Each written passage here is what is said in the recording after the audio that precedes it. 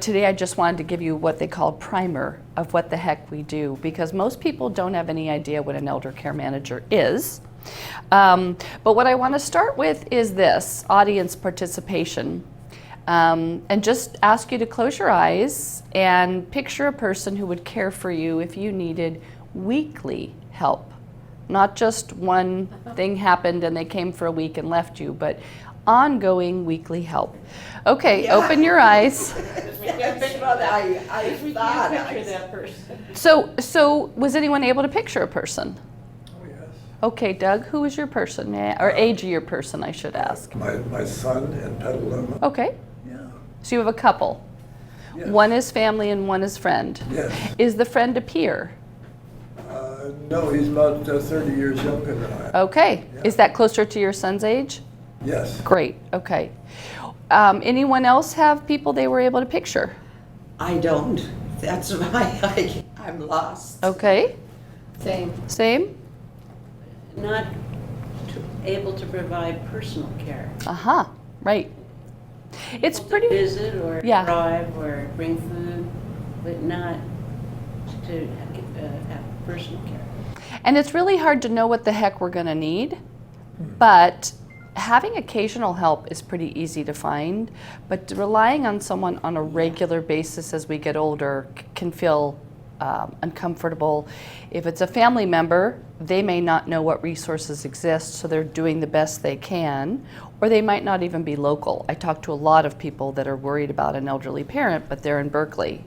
And I wish that that were 10 minutes away, but it's not, right? We've got a schlep of a drive in the Bay Area. And if it's a peer, which is good to have people younger than you as friends, because they're not necessarily going through the same thing you're going through, because you want them to be available when you need them, but if they're having their own problems, they can't necessarily be there for you, which is why people want, a geriatric care manager on your team. And I wanted to just let you know that we come from a variety of backgrounds. Some are nurses, some are social workers. I'm what they call a gerontologist. So when I studied older adults, I got a degree in public administration, thinking I would do more administrative work with older adults. Turned out I'm an elder care manager, so I'm working one-on-one, but I don't do personal care either. I'm sort of the project manager. But you could certainly hire someone from the list who's a social worker background or a nursing background. And we're all privately paid.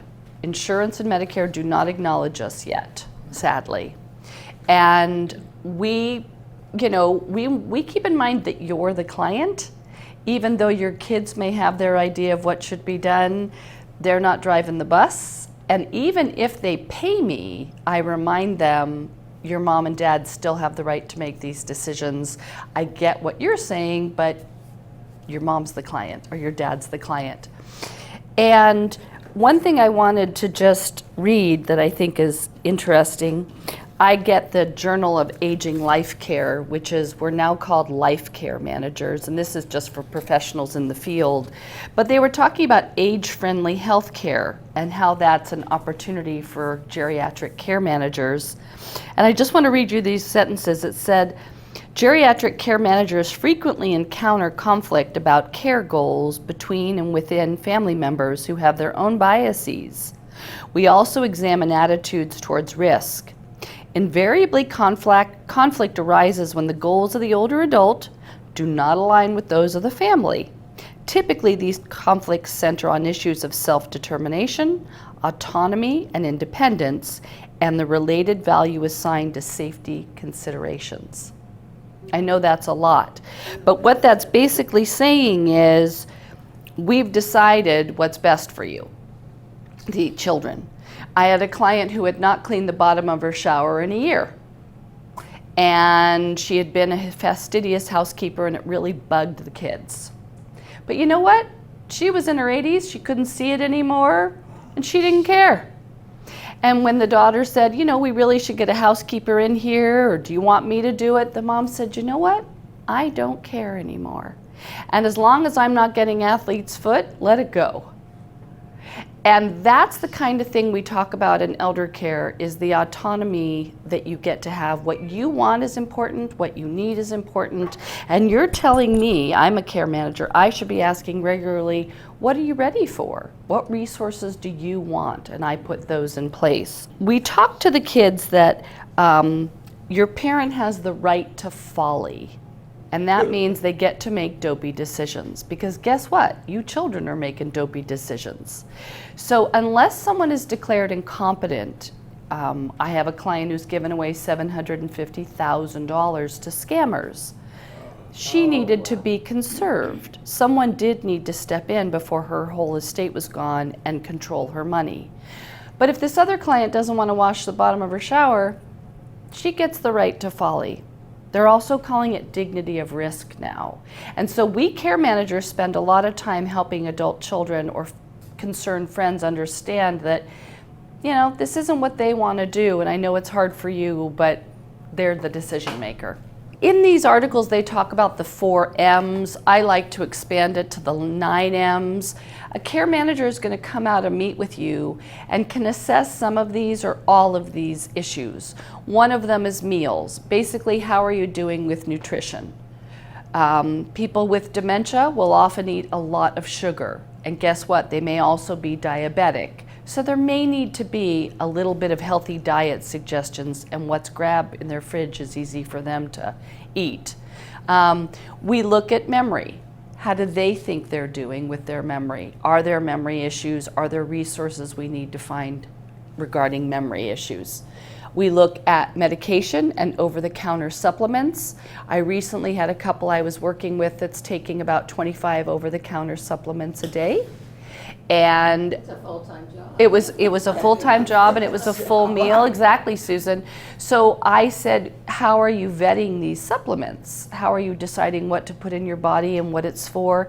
And they both went, it just comes across on the internet or my phone, and I just order. I said, oh, so you don't know what's in them or where they come from or really what they're doing?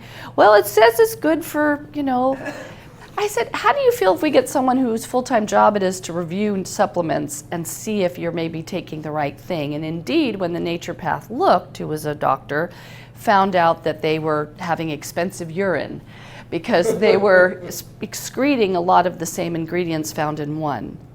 We also do, and this is in my book, a brown bag review, where we suggest the person take all of their medication and over-counter the supplements to a pharmacist and make sure that there are no drug supplement interactions. Medically, we're looking at the person. How are they doing? Do they still have the stamina to cook meals? Their mood. Obviously, we've got people who have worries as they're getting older about different things, and so we're assessing for anxiety, depression, overwhelm, irritability, sadness, grief, and also checking in what matters to them. What's the bottom line? Mobility, how is a person getting around? I'm working with a woman, and currently her sister does what we call furniture walking. She has very painful feet. So she does furniture walking, right? She holds on to a chair and a table. Now she has a walker and a cane, but those are for old people. And these are not for old people. These are for young people that hurt. So when I have a client that doesn't want to use a device, all I do is put the furniture in an arrangement that's going to work for furniture walking. What the hell do I care?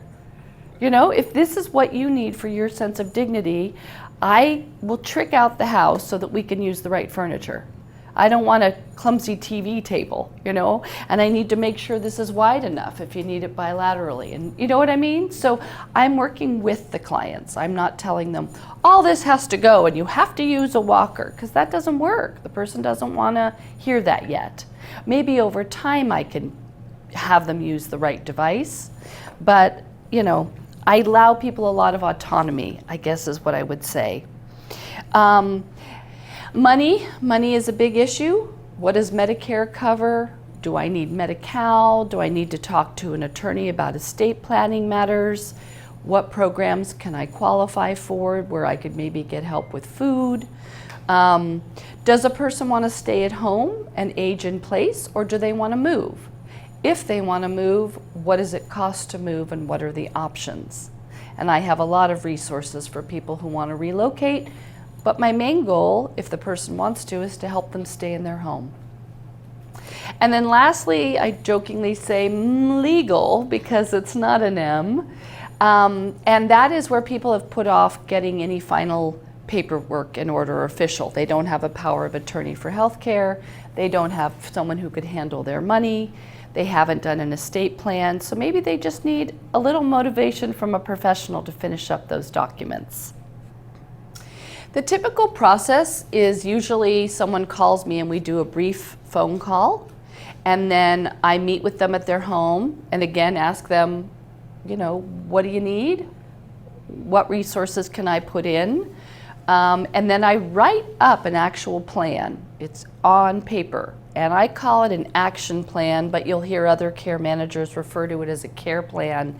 And that is the idea that we've identified that this is what's important to you as your goals. Here are the resources that can meet them and what it costs.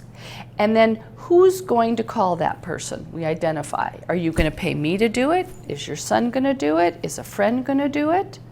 And then how did we do? So it becomes sort of a living document. Are you finished with that item? We'll take it off. Great, the trust is done. We've called Meals on Wheels, whatever we need to do. And so for some people, I monitor and support them their whole lifetimes. I deal with a lot of people that have dementia. I deal with a lot of people that have mental illness and they're estranged from their families. I have people who don't want to be a burden to their families, so they want to use me instead. So I might deal with them. I mean, I've been at the bedside when people have passed away holding my hand. So it can be the whole continuum. Or a care manager can come in and do a one-time consultation. So they come in, they meet with the family, they give them some ideas, and that's it. Oftentimes, we're called for crisis management. One of the key things we do is manage times of transition, and I'll give you an example of that. So we're hale and hearty, and then we break a hip. Suddenly we're entering the medical system of a hospital and probably surgery. Then we're over to a skilled nursing facility, which is a nursing home or what they call post-acute now. You were in an acute care hospital. Now post-acute, you're in a nursing facility for rehab. They're getting you up every day for physical therapy to try and rework that hip. Don't talk about those. And then when you're after your rehab, can you go home and manage just fine? It should be this way, go right back home. Or are you going to need to go to an assisted living home where they can help you up to get to the bathroom for a little bit longer and then you go back home? Or do you move permanently to someplace with help? So those transitions that happen can be not very well coordinated. And if you have a care manager who knows you, they can follow you from your home to that hospital visit, maybe even the emergency room, to the post-acute, back to home and coordinating what you need. And when I've had people for 10 years on my caseload, I have followed them multiple times through those. And so when I get to the nursing facility, I can be an advocate and say, okay, we've done this before. Or to the hospital, did you know that so-and-so is no longer taking his Lasix? Oh no, we have him here as he's having Lasix, or whatever. I'm there. I know people longitudinally, and I can be an advocate because I understand how the hospital works, how an emergency room works, how a nursing home works, how assisted living works. So this care over transitioning time allow the children to just sit bedside or the friends and visit. They don't have to be coordinating the discharge plan. And that's in the book as well. Lastly, I just want to remind people that I do like a 20-minute free phone intake. And what I like to say is, we dedicate our day to following up on issues because the kids are like, oh my God, I got to call long-term insurance and I got to check in with the urologist to see about that. they're overwhelmed. They want to do their job. So that's all we do all day. You pay us to follow up on your issues.